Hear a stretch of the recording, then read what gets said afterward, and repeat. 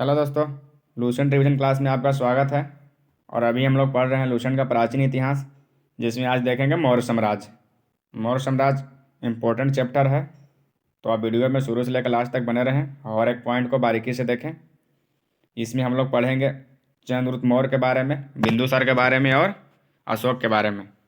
इसके पहले सिकंदर का वीडियो अपलोड कर दिया गया है, अगर आप नहीं देखें तो देख लीजिए, क्योंकि सिकंदर भी एग्ज़ाम के व्यू से इंपॉर्टेंट हो जाता है। उससे भी एक दो क्वेश्चन हमेशा एग्ज़ाम में पूछ देता है। तो चलिए शुरू करते हैं। मौर्य साम्राज्य दिया है। मौर्य वंश का संस्थापक चंद्रगुप्त मौर्य का जन्म 345 ईसा पूर्व में हुआ था। मौर्य वंश का संस्थापक कौन है? तो चंद्रगुप्त मौर्य, और इसका जन्म हुआ 345 ईसा पूर्व में। जस्टिन ने चंद्रगुप्त मौर्य को सेंड्रोकोटस कहा है। किसने? तो जस्टिन ने चंद्रगुप्त मौर्य को सेंड्रोकोटस कहा है, जिसकी पहचान विलियम जोन्स ने चंद्रगुप्त मौर्य से की है। पहचान कौन किया है? विलियम जोन्स चंद्रगुप्त मौर्य से। और सेंड्रोकोटस कौन कहा है? तो जस्टिन। चलिए आगे देखते हैं। आगे दिया है विशाख दत्त की कृति है मुद्रा राक्षस। विशाख दत्त की कृति मुद्रा राक्षस में चंद्रगुप्त मौर्य के लिए ब्रिसल शब्द का प्रयोग किया गया है। चंद्रगुप्त मौर्य के लिए ब्रिसल शब्द का प्रयोग कहाँ किया है? तो विशाख दत्त की कृति मुद्रा राक्षस में। ब्रिसल का असाय है निम्न कुल में उत्पन्न। आगे देखते हैं। आगे दिया है घनानंद को हराने में चाणक्य, जिसका अन्य नाम था कौटिल्य विष्णुगुप्त, सब एक ही आदमी का नाम है। तो घनानंद को हराने में चाणक्य ने चंद्रगुप्त मौर्य की मदद की, जो बाद में चंद्रगुप्त का प्रधानमंत्री बना। चंद्रगुप्त का प्रधानमंत्री कौन बना? चाणक्य। इसके द्वारा लिखित पुस्तक अर्थशास्त्र है। अर्थशास्त्र का लेखक कौन है? तो चाणक्य। ये हमेशा पूछ जाता है, जिसका संबंध राजनीति से है। दोनों इंपॉर्टेंट हो जाता है। अर्थशास्त्र का लेखक कौन है? चाणक्य। और अर्थशास्त्र पुस्तक का संबंध किससे है? तो राजनीति से। आगे देखेंगे। नोट में दिया है कौटिल्य ने अर्थशास्त्र में राज की प्रकृति का वर्णन किया है। उसने राज के 7 अंग बताए हैं। ये अंग है स्वामी, अमात्य, जनपद, दुर्ग, दोष, दंड या सेना और मित्र। कौन कौन है? एक बार फिर से देखेंगे। स्वामी, अमात्य, जनपद, दुर्ग, कोष, दंड या सेना और मित्र। इसे ही सप्तांग कहते हैं। आगे दिया है चंद्रगुप्त मगध की राजगद्दी पर 322 ईसा पूर्व में बैठा। चंद्रगुप्त मगध की गद्दी पर कब बैठा? 322 ईसा पूर्व में। चंद्रगुप्त जैन धर्म का अनुयायी था। हमेशा पूछ जाता है कि चंद्रगुप्त किस धर्म का मानता है? तो जैन धर्म का अनुयायी था चंद्रगुप्त। चंद्रगुप्त ने अपना अंतिम समय कर्नाटक के श्रवणबेलगोला नामक स्थान पर बिताया। चंद्रगुप्त ने 305 ईसा पूर्व में सेल्युकस निकटर को हराया। एक क्वेश्चन हमेशा पूछ जाता है कि चंद्रगुप्त ने सेल्युकस निकटर को कब हराया? तो 305 ईसा पूर्व में। आगे दिया है सेल्युकस निकटर ने अपनी पुत्री कार्नेलिया की शादी चंद्रगुप्त मौर्य के साथ कर दी, और युद्ध की सदी संतों के अनुसार 4 प्रांत काबुल, गंधार, हेरात एवं मकरान चंद्रगुप्त को दे दिया। युद्ध के सदी संतों के अनुसार सेल्युकस निकटर ने चंद्रगुप्त को 4 प्रांत दिया: काबुल, गंधार, हेरात और मकरान। चारों प्रांत आप ध्यान में रखेंगे: काबुल, कंधार, हेरात और मकरान। चलिए आगे देखते हैं। आगे है चंद्रगुप्त मौर्य ने जैनी गुरु भद्रबाहु से जैन धर्म की दीक्षा ली। चंद्रगुप्त मौर्य ने कौन सा गुरु से दीक्षा लिया? तो भद्रबाहु से। मेगास्थनीज सेल्युकस निकटर का राजदूत था, जो चंद्रगुप्त के दरबार में रहता था। मेगास्थनीज कौन था? तो सेल्युकस निकटर का राजदूत था, जो चंद्रगुप्त मौर्य के दरबार में रहता था। आगे दिया है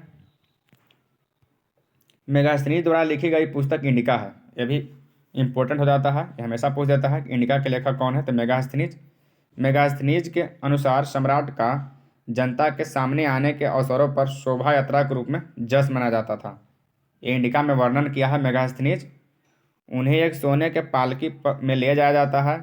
उनके अंगरक्षक सोने और चांदी से अलंकृत हाथियों पर सवार रहते हैं। कुछ अंगरक्षक पेड़ों को लेकर चलते हैं। इन पेड़ों पर प्रशिक्षित तोतों का झुंड रहता है, जो सम्राट के सिर के चारों तरफ चक्कर लगाता है। आगे दिया है कि राजा सामान्यतः हथियारबंद महिलाओं से घिरे होते हैं। उनके खाना खाने के पहले खास नौकर उस खाने को चखते हैं। वे लगातार 2 रात एक ही कमरे में नहीं सोते थे। ये अपना राजा के प्रति वर्णन किया है इंडिका पुस्तक में मेगास्थनीज ने। और पाटलिपुत्र के बारे में बताया है। चलिए पाटलिपुत्र के बारे में देखते हैं। पाटलिपुत्र के बारे में बताया है पाटलिपुत्र एक विशाल प्राचीर से घिरा है, जिसमें 570 बुर्ज और 64 द्वार हैं। ये हमेशा पूछ जाता है कि मेगास्थनीज की इंडिका के अनुसार पाटलिपुत्र में कितने बुर्ज हैं? 570 और द्वार 64 हैं। 2 और 3 मंजिल वाले घर लकड़ी और कच्ची ईंटों से बनी है। राजा का महल भी काठ का बना है। ये भी पूछ जाता है कि राजा का महल किससे बना होता था? तो काठ का, जिसे पत्थर की नक्काशी से अलंकृत किया गया है, या चारों तरफ से उद्यानों और चिड़ियों के लिए बसेरों से घिरा है। ये वर्णन किया है पाटलिपुत्र और राजा के बारे में मेगास्थनीज ने अपनी पुस्तक इंडिका में। चलिए आगे देखते हैं। आगे दिया है चंद्रगुप्त मौर्य और सेल्यूकस के बीच हुए युद्ध का वर्णन एपियानस ने किया है। यह भी क्वेश्चन हमेशा पूछ जाता है कि चंद्रगुप्त मौर्य और सेल्यूकस के बीच हुए युद्ध का वर्णन किसने किया है? एपियानस ने किया है। प्लूटार्क के अनुसार चंद्रगुप्त ने सेल्यूकस को 500 हाथी उपहार में दिए हैं। किसके अनुसार? प्लूटार्क के अनुसार। आगे देखते हैं। आगे है चंद्रगुप्त की मृत्यु 298 ईसा पूर्व में श्रवणबेलगोला में उपवास द्वारा हो गई। यानी चंद्रगुप्त का जन्म हुआ 345 ईसा पूर्व में, राजगद्दी पर, मगध की राजगद्दी पर बैठा 322 ईसा पूर्व में, और चंद्रगुप्त की मृत्यु 298 ईसा पूर्व में श्रवणबेलगोला जो कर्नाटक में है, उपवास द्वारा हुआ। इसने अपने जीवन का वहीं अंतिम सांस लिया। चलिए आगे देखते हैं। बिंदुसार है चंद्रगुप्त मौर्य का उत्तराधिकारी बिंदुसार हुआ। चंद्रगुप्त मौर्य का उत्तराधिकारी कौन हुआ? बिंदुसार, जो 298 ईसा पूर्व में मगध की राजगद्दी पर बैठा। चंद्रगुप्त की मृत्यु के बाद बिंदुसार 298 ईसा पूर्व में मगध की राजगद्दी पर बैठा। इसे अमित्रघात के नाम से जाना जाता है। बिंदुसार को अमित्रघात के नाम से जाना जाता है। अमित्रघात का अर्थ है शत्रु विनाशक। आगे दिया है बिंदुसार आजीवक संप्रदाय का अनुयायी था। चंद्रगुप्त को हम लोग देखें कि जैन धर्म का अनुयायी था, तो वहीं बिंदुसार आजीवक संप्रदाय का अनुयायी था। नोट में दिया है आजीवक संप्रदाय के संस्थापक थे, स्थापना कौन किए थे? तो मकलीपुत्र गोसाल। ये हम लोग पहले भी देख चुके हैं। चलिए आगे देखते हैं। आगे दिया है वायु पुराण में बिंदुसार को भद्रसार कहा गया है। वायु पुराण में बिंदुसार को भद्रसार कहा गया है। ये भी क्वेश्चन हमेशा पूछ देता है कि बिंदुसार को कहाँ कहा गया है? तो वायु पुराण में। स्ट्रैबो के अनुसार सीरियन नरेश एंटियोकस ने बिंदुसार के दरबार में डाइमेकस नामक राजदूत भेजा था। इसे ही मेगास्थनीज का उत्तराधिकारी माना जाता है। आगे दिया है जैन ग्रंथों में बिंदुसार को सिंहसेन कहा गया है। ये भी पूछ देता है हमेशा। जैन ग्रंथों में बिंदुसार को क्या कहा गया? तो सिंहसेन कहा गया है। चलिए आगे देखते हैं। आगे दिया है बिंदुसार के शासनकाल में तक्षशिला में हुए 2 विद्रोह का वर्णन है। बिंदुसार के शासनकाल में तक्षशिला में हुए 2 विद्रोह का वर्णन है। इस विद्रोह को दबाने के लिए बिंदुसार ने पहले सुसीम और बाद में अशोक को भेजा था। पहले सुसीम को भेजा और बाद में अशोक को। तक्षशिला में हुए विद्रोह का, ये भी पूछ जाता है हमेशा कि तक्षशिला में हुए विद्रोह को दबाने के लिए बिंदुसार ने पहले किसको भेजा था? तो पहले सुसीम को भेजा था और बाद में अशोक भेजा था। आगे दिया है एथेनियस के अनुसार बिंदुसार ने सीरिया के शासक एंटियोकस प्रथम से मदिरा, सूखे अंजीर एवं एक दार्शनिक भेजने की प्रार्थना की थी। ये क्वेश्चन हमेशा पूछ जाता है कि बिंदुसार ने कौन से शासक से सूखे अंजीर, दार्शनिक और मदिरा भेजने की प्रार्थना की? तो ये सीरिया का शासक था एंटियोकस प्रथम। आगे दिया है बौद्ध विद्वान तारानाथ ने बिंदुसार को 16 राज्यों का विजेता बताया। बिंदुसार को 16 राज्यों का विजेता किसने बताया? तो बौद्ध विद्वान तारानाथ। आगे दिया है बिंदुसार की सभा में 500 सदस्यों वाली एक मंत्रिपरिषद थी, जिसका प्रधान खलाटक था। जिसका प्रधान कौन था? खलाटक। चलिए अब देखते हैं अशोक के बारे में। बिंदुसार का उत्तराधिकारी अशोक महान हुआ, जो 269 ईसा पूर्व में मगध की राजगद्दी पर बैठा। अशोक महान कब बैठा? तो 269 ईसा पूर्व में। अशोक की माता का नाम सुभद्रांगी था। आगे दिया है राजगद्दी पर बैठने के समय अशोक अवंती का राज्यपाल था। ये क्वेश्चन हमेशा पूछ जाता है कि राजगद्दी पर बैठने के पहले अशोक कहाँ का राज्यपाल था? तो अवंती का राज्यपाल था। आगे दिया है मास्की, गुर्जरा, नेतूर एवं उडेगोलम के लेखों में अशोक का नाम अशोक मिलता है।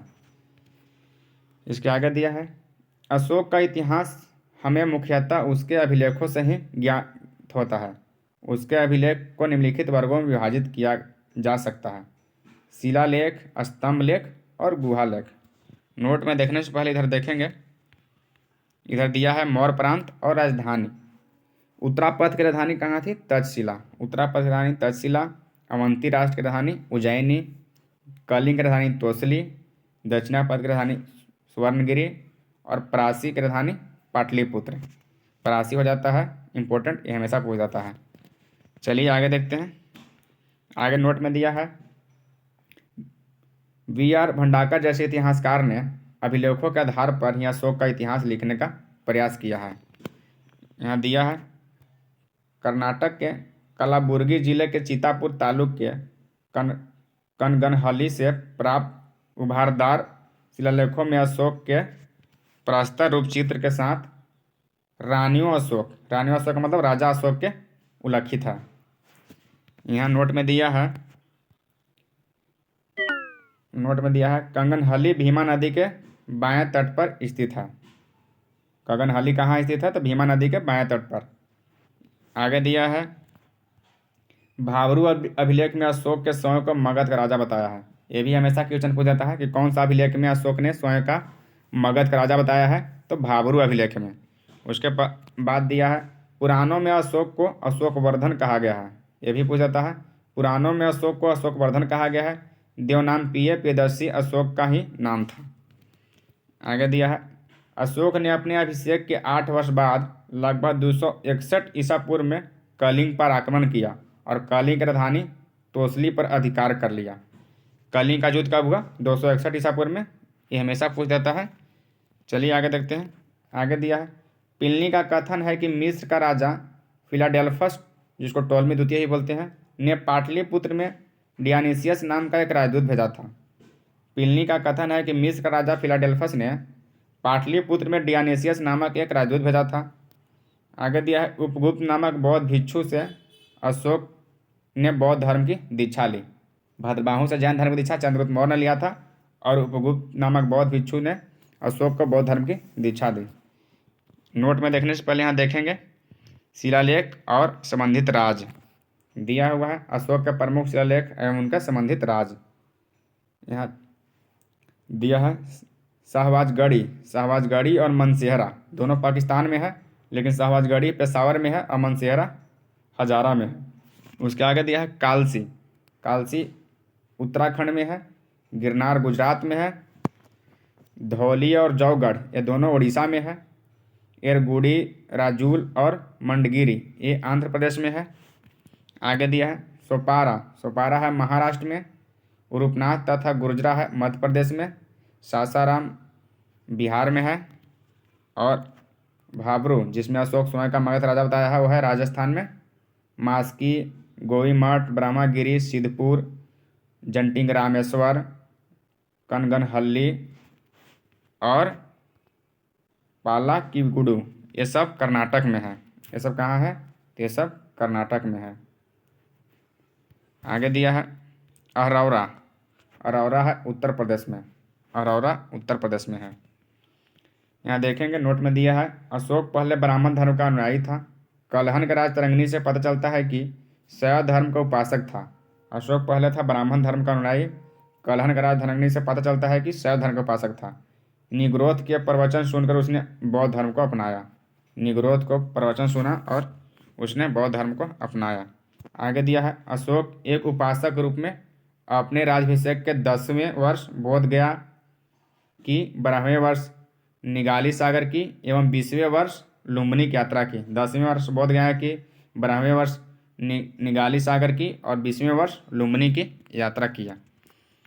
आगे दिया है, अरौरा लेख में यह घोषणा की गई है कि अशोक व्यक्तिगत रूप से बौद्ध धर्म का अनुयायी था। अरौरा अभिलेख में यह घोषणा की गई है कि अशोक व्यक्तिगत रूप से बौद्ध धर्म का अनुयायी था। रुक्मिणीदेह स्तंभ अभिलेख और निगाली सागर स्तंभ अभिलेख बौद्ध मत में अशोक की आस्था का स्पष्ट प्रमाण देता है। आगे हम लोग देखेंगे अशोक के प्रमुख शिलालेख उनमें वर्णित विषय। ये अगले वीडियो में देखेंगे क्योंकि वीडियो बहुत लंबा हो जाएगा। और रिवीजन 10-20 मिनट 15 मिनट करें। आप बुक को पहले पढ़ें और वीडियो के माध्यम से रिवीजन करें। आपका GK बिल्कुल कंप्लीट हो जाएगा। तो अशोक के प्रमुख शिलालेख और उनके वर्णित विषय हम लोग अगले वीडियो में देखेंगे। अगर वीडियो अच्छा लगा है, हेल्पफुल लगा हो, तो आप वीडियो को लाइक सब्सक्राइब करें, शेयर करें। और देखने के लिए थैंक यू। फिर मिलते हैं अगले वीडियो में। तब तक के लिए जय हिंद।